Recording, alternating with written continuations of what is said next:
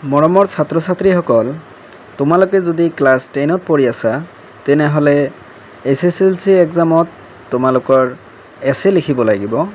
তো মই আজি তোমালোকক 10টা মোষ্ট ইম্পৰ্টেণ্ট এছেৰ বিষয়ে ক'ম। তো ভিডিঅ'টো অতি গুৰুত্বপূৰ্ণ হ'বলৈ গৈ আছে।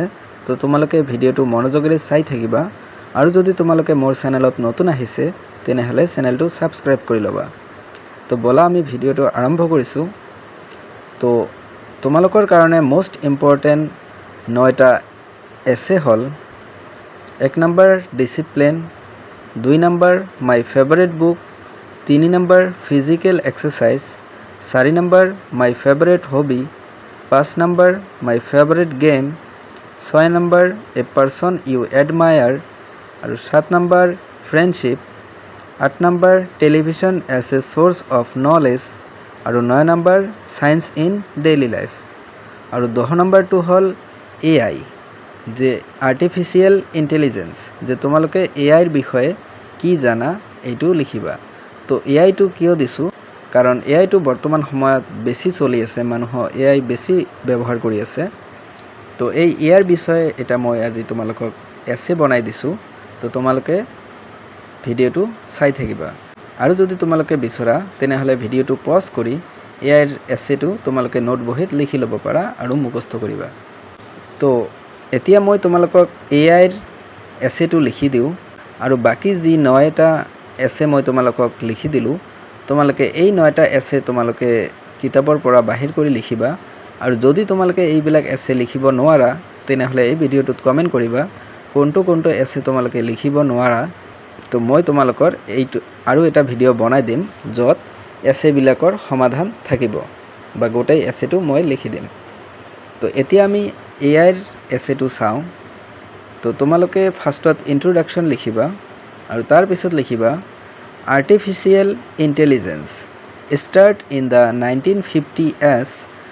Artificial intelligence is created by us humans. With its help, all the work can be done very easily.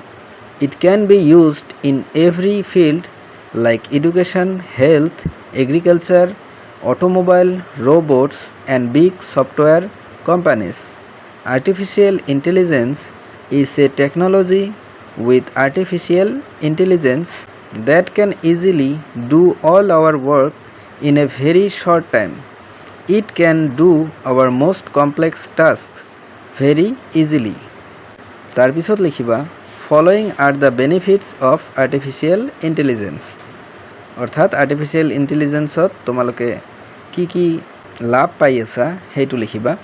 তো 1 নম্বৰ পইণ্ট দি লিখিবা work in education and agriculture, 2 number point দি লিখিবা work in the medical field, 3 number পইণ্টত লিখিবা important contribution in financial sector, 6 নম্বৰত লিখিবা contribution in the field of automate vehicles and robotics, 5 নম্বৰত লিখিবা important contribution to industries and big companies. তাৰপিছত লিখিবা following are the disadvantage of artificial intelligence. অৰ্থাৎ artificial ইণ্টেলিজেন্সৰ যিটো আমাৰ ক্ষতি আছে, অৰ্থাৎ আৰ্টিফিচিয়েল ইণ্টেলিজেঞ্চৰ অপকাৰটো লিখিবা। তো আগৰটো হ'ল উপকাৰ আৰু এইটো হ'ব অপকাৰ। তো 1 নম্বৰত লিখিবা ৰিডিউচ এমপ্লয়মেণ্ট, 2 নম্বৰত দি লিখিবা ৰিডিউচিং মেনুৱেল লেবৰ এমপ্লয়মেণ্ট, 3 নম্বৰত লিখিবা কষ্ট টু ডেভেলপ, 4 নম্বৰত লিখিবা চাইবাৰ এটাক পচিবিলিটিজ আৰু 5 নম্বৰত লিখিবা পচিবিলিটিজ অফ চাইবাৰ ফ্ৰড। আৰু শেষত তোমালোকে কনক্লুজনত লিখিবা any invention by science has both advantage and disadvantage. Artificial intelligence can make our life easier. With its help we can progress in every field. It can provide important contribution in education, agriculture etcetera. তো মৰমৰ ছাত্ৰ ছাত্ৰীসকল, এয়া আছিল AIৰ এছে। তো তোমালোকে এইটো নোট বহীত লিখি ল'ব পাৰা আৰু বাকীবিলাক এছে যদি তোমালোকে লিখিব নোৱাৰা তেনেহ'লে এই ভিডিঅ'টোত কমেণ্ট কৰি জনাবা।